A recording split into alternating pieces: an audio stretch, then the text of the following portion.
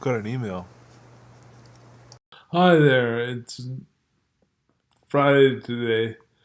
I guess I can put this up a week for Monday, but that's a long time from now. I'm just blabbing really. And that goes on Mondays. Blabbing is for Mondays. Man, I've got a little bit of a phlegm thing going on in my throat. I gotta work with that because really there's no excuse right now. I don't know how it happened. I've been watching a lot of Tesla TV, like the Tesla on TV takes up a lot of space. Like I have been watching that lady in England and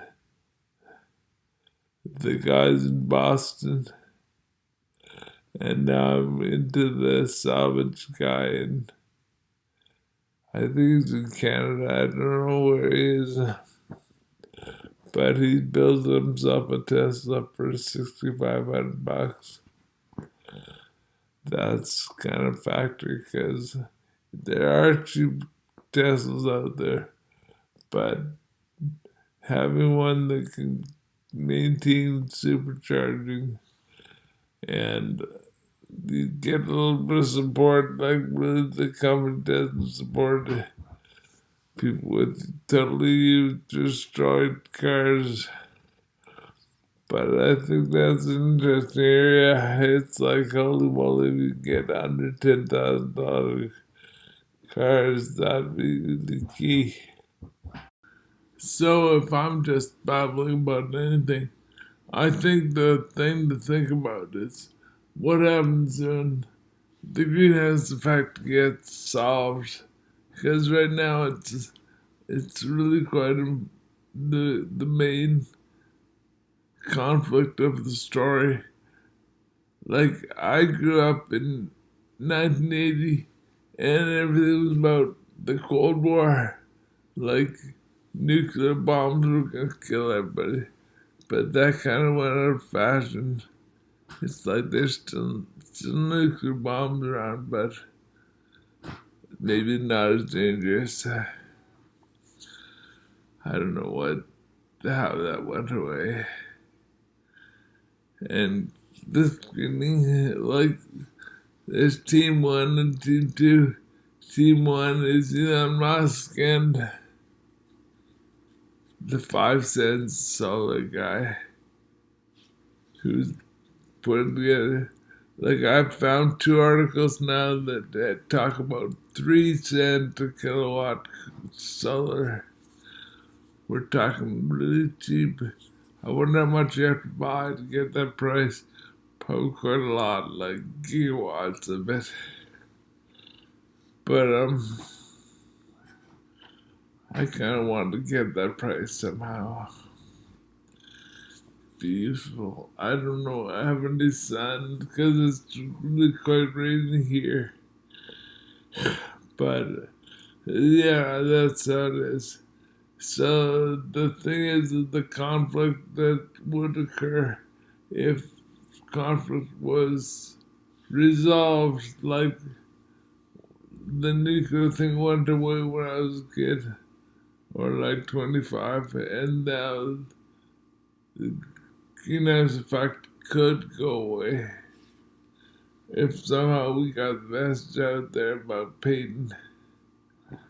Yeah, the whole seawater desalination angle. I wonder if that can be made to happen.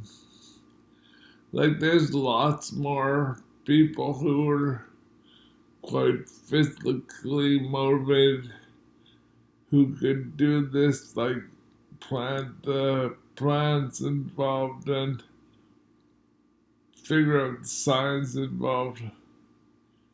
It's not on me. It's just me to like pass on the message that this is the thing. But I mean, who knows? It could be really dire stuff for all I know.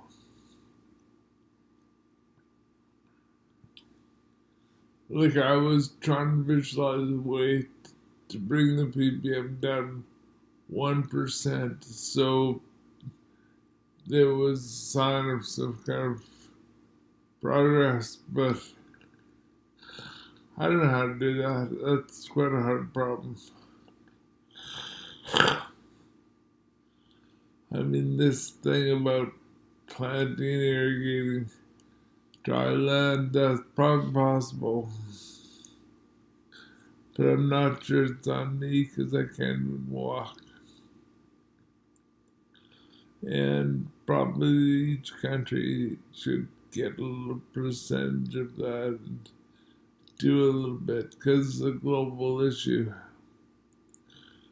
Like, even in Canada, we have dry land that could be used, and we could probably get seawater to it. But I mean, then it's under snow for 6 months a year. So for half the year, it's not very active.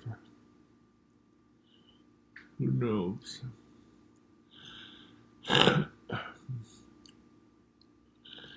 So we keep dancing around the problem. Because what if there's no problem? Like, what if Rajiv was sitting up in the sky with those guys and he said, "It's solved now." Like, I press a button and this is all solved. And then the conflict becomes something new. It's like playing the saxophone becomes more important. I don't know what the conflict is then. Yeah, this is kind of me blogging without anything to say. And I find that interesting. It's kind of like, well, what would be the conflict if you weren't trying to save the world all the time? Well, and will it happen? We're hoping it will happen. And we'll muddle through.